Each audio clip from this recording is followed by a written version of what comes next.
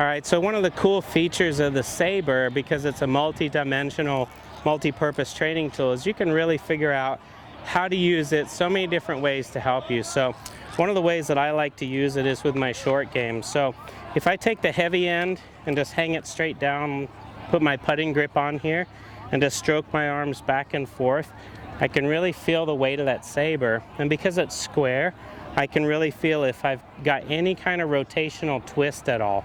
This helps my thumbs to stay right on top. This is also how I chip. So if I was going to hit a little chip shot, I wouldn't break my wrist. If I'm going to hit a pitch shot and create a little bit more wrist angle, what I'm going to do is take the Saber back, set it so that the Saber is above horizontal right here. The timing ball sets in my hands, and then I can just kind of pivot and drop the Saber down.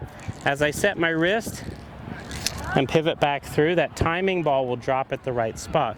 So you can kind of work on a nice tempo right here. So if I take my 56-degree wedge now, and as I take my setup, do the same thing, hinge the wrist, pivot and drop, what I'm able to do is start to reinforce that free motion.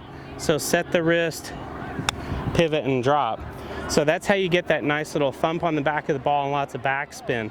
So that's how you use your Saber in a short game sense, and it'll really help you to improve your short game if you start working on the Saber this way.